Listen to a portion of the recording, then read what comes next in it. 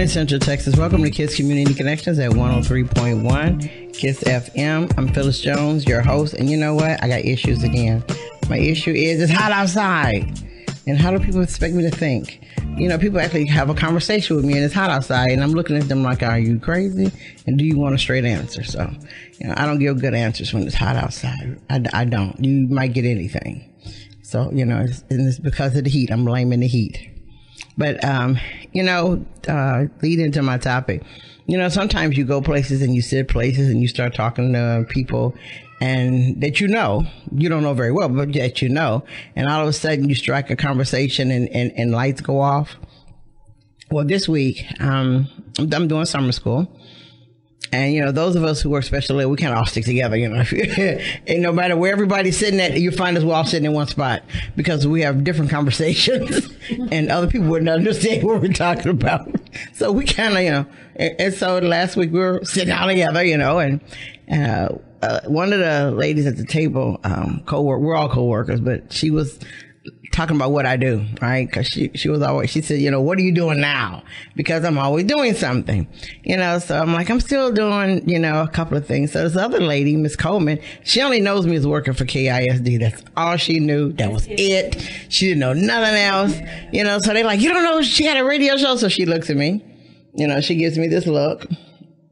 And I'm like, yeah, I do, you know. So then we start. Wow. She was like, wow. She's like, can I have your autograph? I'm like, really, you're serious, right? You're really serious about this, you know. But I'm like, okay. So we talked about topics that I cover, and I told her I talk about things that are topics that people don't want to talk about. I talk about things that we need to know, and I bring guests on. And I told her, you know, my two leading things, as everybody know, both of them are abuse. One is child sex trafficking, and the other one is domestic violence. So when I say domestic violence, her whole face changed, right? So I'm thinking, oh my God, what did I say? I'm like, okay, did I say something wrong, or did I push a button? I'm like, in a few minutes she'll let me know. But the look on her face went away somewhere else, you know. So she goes, that's me. I'm like, what's you? And she was talking about her issue with domestic violence. And she was saying what happened last year. And I'm like, we were in summer school last year. You didn't, you know, to myself, I'm like, you didn't say nothing. But then again, she didn't really know me and that I do more than just work for KISD. She didn't know that, you know. So we began to talk, you know, and this morning she's on the show. She didn't expect that. I don't think she did. I think that she thought we was gonna have a nice conversation, but now she knows me, you know. And then last year I met a lady named Martha, and I met her someone told her to call me. Yeah, someone told her to call me because about 3 years ago I did a funeral for domestic violence, and people thought I was crazy, but they showed up and it was successful. So Martha called me and we started talking and dialoguing about what to do and what we're going to do. And so we have plans this year. We're going to do another funeral for domestic violence. So I called Martha. I'm like, hey, it's a lady coming on the show. Her name is Miss Coleman, and she's in the new stage of walking away. I said, so I need you to come on the show with her so y'all can get together. I say, but most of all, so you can hold her hand, squeeze her hand, you know, if she, you know, whatever she needs, we're here. And I believe we should always do that. You know, when we have a woman and we figure, not that she's in distress, but she's in that mode. I can't answer all her questions, Miss Coleman. I can't answer all her questions because I can't. I don't know. But the important thing is, I can call Martha and heartbeat say, hey, she's coming on my show and I need you here. And guess who's here? Martha's here. Right here, right next to her. You know, so Miss Coleman, if you need to squeeze a hand, she's there. You know. You know, but we as people, and I say as women, those are the things we need to be doing. And those are the things we should be doing. If there's one of us got a situation going on and you've never been in it or nothing about it, you might say, hey, listen, I don't know, but she does. And you put them in contact with the person. You know, a lot of times we say, well, I don't know nothing about it. You walk away. You know, and I'll say me, when I decided to do something about domestic violence, I have never been in a domestic violence situation. So all I know is what other people have told me. I don't know, you know, and I did the funeral because it was easy for me to do it because I have no emotional attachments to the, to it. So it was easy for me to do the funeral and create the whole thing, because I did it without the emotions something that you would have. Because for you, you'd have to stop and something. Me, I'm like, okay, I'm just keeping on going, get it done. Then I'm gonna say, hey, listen, is this right? And if it looks crazy, somebody need to tell me, because, I'm new at this one. But I'm the activist person. So when I find the issue that I know is relevant, I'm going to bring it all the way to the top. And then I'm going to open people's mouth and ram it down their throat. And I'm serious. I really do that. I think I do that quite well. But okay. All right. So enough for me. Ms. Coleman, good morning. How you doing? Good morning. I'm doing fine today. So can you walk us through where you at now? And how did it get there? Well, where I am now is working through getting a divorce from my attacker, who is my husband, Coleman. Oh, she said he literally tried to kill us. Okay. He literally tried to kill me and our 4 boys on July 30th, pretty much right after last summer school. Wow. He was drunk out of his mind, high on whatever, and just went ballistically crazy, and to the point to where I literally had my hands out like a cross. And I said, Lord Jesus, save us. I had his 2 sons behind my arms, and my oldest son, Benjamin, he had our baby, Jimmy, in his room protecting him.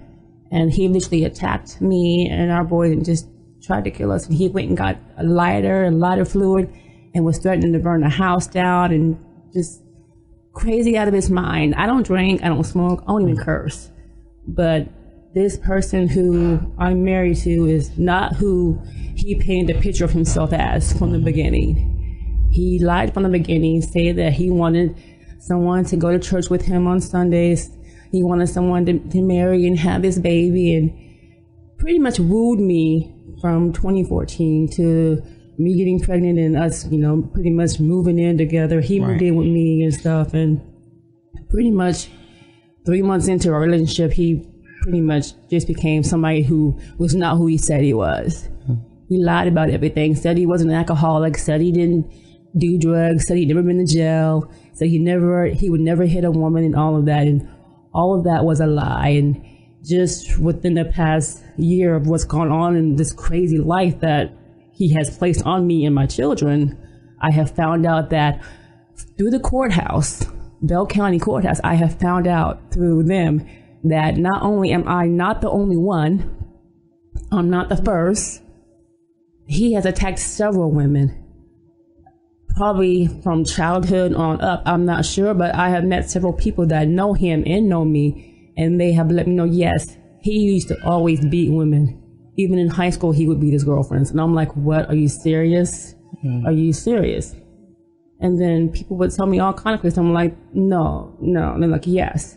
But through the courthouse, I have found out that it is on court papers where he has admitted to mental issues. And when I found out that, I literally threw my hands up. I was at the courthouse with my kids and another witness. I threw my hands up. I said, Lord Jesus, no. Not only did I not know that he had cases against him, I did not know that he was an alcoholic. So much is out there that I did not know that is out there. Right. And he is not who he put up to be on a picture. And it's just crazy because, like I said, he tried to kill us. When he trying to kill us and all, he had the lighter fluid. As he grabbed my hand to throw me down the hallway. That's when the police came in. They had to pull their guns and they said, get on the ground. And he wouldn't even get on the ground. They literally had to force him to the ground and, put him in handcuffs. All this in front of his 2 boys. Wow. We're all screaming and hollering. His 2 boys throwing up, crying. They were literally throwing up and crying. It was that crazy. And it's crazy because he would, throughout our relationship, he would do stuff. Right. And then say, I'm sorry. Like our first year together, he would do stuff and then he would say, I'm sorry. And then, please forgive me. I won't do it again. I won't hit you again. I won't do that again. I won't do this again. And sure enough, he would end up doing the same thing over and over again. Well, wow. It's to the point to where, no, there's no more accepting them back. There's no more taking them back. It's at a point to where someone needs to help somebody. And it got to the point to where I begged the courthouse. I said, please do something. You guys have got to do something, because this man, not only have you guys let me know that he's mental, it's on court papers that he's mental. Wow. And they told me he's only out because Austin's mental place is self-check-in, self-checkout. I'm like, how in the world is that possible? And then another investigator that works at the courthouse, he let me know. He said, ma'am, he has like 5 other cases against him. I was like, no way. This is craziness. So let me, Martha, I'm gonna ask you. When she was saying her husband wasn't the person he started out to be, is that normally how it is? Yeah, it is. It's usually how it starts off. It's when you first meet them, there is like this totally different person. They wine and dine you, they do things for you, and they're not. Then, yes, the first, with me, it was like the first week. Right. You know, I mean, and he was my 2 oldest kids wasn't his, but he did everything for my 2 oldest kids. You know, I'm like, oh wow, now this the person I wanted to deal with, because he was doing everything that their father wasn't doing. Wow. And then, so how long did it take you to find out who your ex-husband who he was? I didn't really who he was when I moved in with him. So it had to be, I want to say about 3. We was in relationship like 3 months before I realized what he was about. Like, I didn't know that he was an alcoholic. I didn't know he did certain things until I moved in with him. And once I moved in with him, then I started seeing the different things that was going on, the issues that was going on with him, the other women's and whatever he was doing out in the street. That's when things started unraveling slowly. Yeah. So I'm gonna ask you both. So since you stayed for longer than a couple of months, did you all try to do the Mother Teresa syndrome? And Mother Teresa syndrome is when we women try to repair somebody or figure we could change this person. So did you all go through that Mother Teresa syndrome, that you could change him? Well, with me, he would say, oh, I'm going to change. I will do better. I'll do better. And so me, at this point, I'm already pregnant with our baby. And I'm thinking, okay, he's going to change. You see, he said he wants to change. He said he's going to change. He'll change. But change didn't come. Instead, he got worse. So I'll ask both of you, the first time that your spouse hit you, where did your mind go? I was scared. I didn't know what to do. I went into shock. I looked at the screen. I said, oh, you hit me.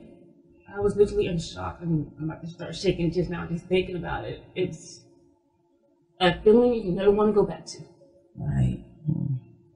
I was just trying to figure out what made him do the things that he had done, had hit me for that first time. Right. And my first reaction was that whatever ticked him off, I'm gonna have to do better to make sure that he don't do it again. Yes. Right. That was my reaction. I'm making sure that he don't do it again. I'm gonna make sure that whatever it is that ticked him off at that time, that I'm gonna pray and say, God, just change him. I'm gonna pray and say, you know what, just make him a better person, make him the person that I want him to be. So I felt like God was gonna come in and change him at any time.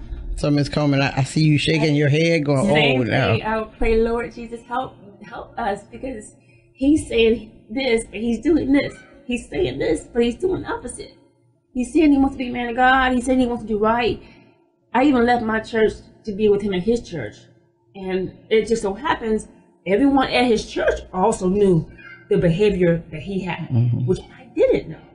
It was like I went into a storm and couldn't get out until at the very end when I said, Lord Jesus, save us. So question, when you realized, for both of you, when you realized that this was it, this is where I am now, this is going to happen because it's no longer my fault. It's not because dinner was late or, whatever. So where did that put you mentally then? When you realized this is it, this is what's going to happen? I mentally thought, this is a monster. I'm married to a monster. I did not know he was a monster, but he's a monster. He is a pure alcoholic, drug addict that I didn't know. People even told me he was doing drugs behind my back. I didn't even know he was doing drugs. just, I found weed hidden in my house on the gutters. After the police came and arrested him, and I had to pretty much move, he had weed hidden around the house, liquor hidden around the house. Unexplainable. On my behalf, and I know what he was doing, I was still fighting for him because I loved him just that much. Yes. And I didn't want no one else to have him, so I was going to deal with whatever he was giving me. So I knew about the other women that was in the street. I knew what he done, but because I loved him and I don't now had the kids and now I got houses and cars, I wasn't going to let that go. I mean, I worked too hard for it, so I fought for it. I didn't want to let it go. Because you didn't want, yeah, okay. Yeah. There were points where I caught him cheating, messages that were coming up, and women that, just like, I'm like, you're married to me and you're acting like this, you're doing that, and you're saying that. At one point, my friend came over with her sister, and they were both about to get married. We had just got married. He turns to me as they step outside and they're leaving. They had came to see if we can watch their dog. Okay. And as they left, he turns to me as if I'm a friend, and he goes, "They want me." I looked up because he's taller than me. I said, "You're married to me." Yeah. And you're telling me that my friend and her sister want you? I'm like, oh my God. That's craziness. And we had just got married like a month earlier. I'm like, you're out of your mind. Then the women that he was cheating with, I saw the messages and stuff. I even called him out. He's like, "Oh, we're just playing games." I said, married people don't play games. A married man who's committed to his wife doesn't play games. Wow. It was crazy. And I remember one day I came home, he had the bed covers in his arms. And the garage door was open, and he had the bed covers in his arm. And at this point, our laundry was in the garage, and he had the bed covers in his arms. I'm thinking to myself, what is he doing with the bed covers in his arms? Yeah. Yeah, he had a woman at the house. Oh. Yeah. At our house. And then I've had another person that he cheated with. She even called me. She said, "Yeah, I would drop him off at your house at 3:00 in the morning. Yeah, those times that he didn't come home. Yeah, I was dropping him off at 3:00 in the morning." Yeah, I have dealt with the same thing, but back during the time when they want to have like landlines. So my kids had a landline, and we had a landline. Okay. Yeah. And they would call on the kids' landline, and it would be so bold that the girl would come to the driveway, and I just happened to catch it. And by that time, I was so done that I came to the point like, you know what, you can just take them, just have them. I don't even care no more. Yeah. But then I come back and I fight for them all over again. So right now you're talking to some women that are listening. Mm-hmm. So what will you say to them when they say, you know what, I'm thinking about getting married to this man? What would you tell them? Don't get out. No, they don't know him yet. So what would you tell them to look for, to see, to whatever? How more in depth should they get to know him? Should they wait longer than 90 days to get to know him, to say, okay, yeah, we're good together, we're this? What should they do? Let your spiritual eyes see him walking with God first. I think the first thing they pick control, because some abusers are controlled. They like to be in control of any situation. So I'm gonna say control. Pay attention on how they react towards the environment, whatever the environment they're in. Just see how they just know how they react to everything. So pay attention. Pay attention. And don't be blinded. My daughter, she's like, "Mommy, you were blinded." Yeah. My daughter was telling, "Mommy, you were blinded by love. You loved him so much, but you were blinded."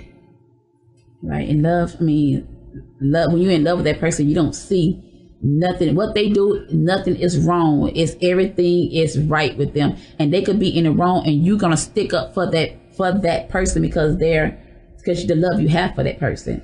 So what about your family?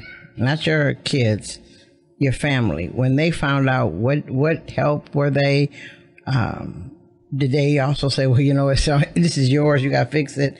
Or did they try to do anything or say anything and you defended them? What about family? I hid my family for a while. My mom told me she knew. But my husband's like, I'm going to say like Ike Turner. Okay. You know, that's what he's just like Ike Turner. You know, he just had his way. But my mom told me that she knew. But when I would get the black eyes and get, you know, the bruises, I would be inside and you would never know I had them until after the healing. Okay. Ms. Coleman. My family was the same. They knew. They just didn't know what to do for me.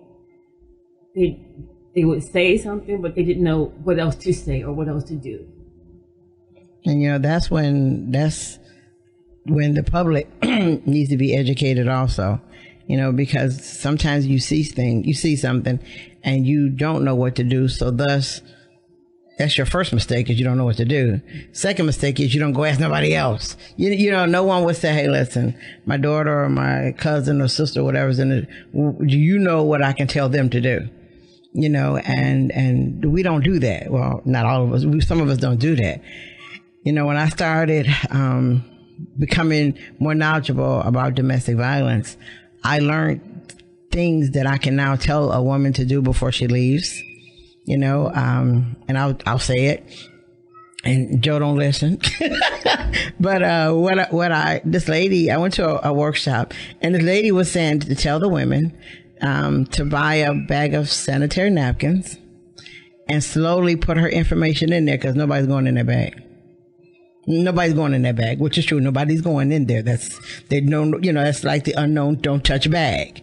Well, I learned that. Tell women, you know, when you're preparing yourself to leave, put important papers in there, because he's not going to look in there, and you really don't want to look in there either. But that's those safe places where they can do that. Well, I learned that from going to workshops and listening and learning, so that I didn't want to be the one who, like you said, I knew and I didn't do anything. No, I want to be the one that I know and I could tell you that I know. And also I could help you get steps. You know, also I could be the one to say, hey, listen, when you're ready to run, call me. If it's 3 a.m. and you're ready, call me. But I'm going to say, don't call me thinking you're going to go back. Because I'm not going to be your yo-yo game either, you know, that way. So I'm going to tell you, when you're ready to go and you got your little bag that we already discussed, you have it, and you got what you need, and call me up. Right. You know, that's where the women, and I say women, where we need to stand up and be women. You know, because knowing somebody's in something and not doing anything about it, to me, you're just as guilty as the person that's doing it. I now feel that way too. If someone knows that someone is abusing somebody, yes, or they know, like, if they know someone is attacking somebody and they don't really say something, if they don't go and say, hey, so, because this is the day, I think this is the day and time when you have to say, hey, this person is like this. Don't go there with them. Don't be with them. You have to go and grab somebody, because just saying it today, in today's world, just saying it doesn't work. Right. You have to, action is what works. Because these abusers, it's their actions. Yes. The words pull us in, but then their actions are different from their words. Right. And that's what hurts, is their actions. Right. So and I'll say the reason, that it interests me was because we keep lifting up the carpet, sweeping things away, hoping that they never exist again. You know, so we keep doing that, and the more we do that, the more happens. You know, the more it becomes that silent thing that we don't see or hear, or we don't want to know about it. You know, and I'm gonna say it, and you know, I'm gonna get attacked for this one. But your churches don't help. Churches want families to stay together. Believe it or not, the church, yes ma'am, you're right, the church that I was at, once Christ said they already knew how he was. And I called them, I emailed them, I texted them, the pastor and the deacons, and I said, please come and be a witness for what happened. You guys know what happened, please come be a witness. They told me, Ms. Coleman, at this point, we are no longer going to communicate with you. We are cutting you off. My son was in the car with me when they said it that day. Right. He can testify to it. It hurt him. That's how bad that hurts. The church should have done more. But see, the church will tell you they knew what happened. Their job is to keep you together, because when they divide you, the funds are divided too. You know what I mean? And it's true. When you're together, they can give more money. You're gonna give more money to the church. But when you're divided, you don't have those funds to give to the church. In my protective order, it's even on there that I relinquished my membership at his church per his request. Per his request? Yes. Wow. That church is on my protective order. Well, see, that's crazy, bad. Right? Yeah, Crazy, right? That's bad when people tell you go to crazy, church. Right? They tell you to go to church and believe, and then you find a church that you go, well, I can't go. Yeah. They're on his side. I'm sorry. I cringe whenever I drive by that church now. I literally cringe. Yeah. My minister wanted us to come in and do like counseling, marriage counseling. Right. And I was willing to do it, but he was like, no, I don't need it. You need it. You need the help. So we would never, ever go. And he'll wake up like, no, we're going to go do it. We're going to go do it today. And I'll call the minister up and say, no, we're going to come in today. And then by the end of the day, it'd be something totally different. Yeah. So we never went to counseling. He thought I'm the one that needed to be counseled. Because everything was my fault. Yes, that's how it was. We had like 7 classes they were supposed to go to. We went to 3. See, and everything was always my fault, like you said. Everything. Anything didn't work out right, it was my fault. And you know what people don't understand and don't see is that we work elementary school. Well, at least I work elementary school, and you see it but you see it in the boys. Yes. I work with 3-year-olds. We have a 3-year-old little shorty, and he has no respect for women, none. So we know where that came from, because at 3, he doesn't have it in his brain yet how to treat anybody differently. It's not in his head, but he's disrespectful of women.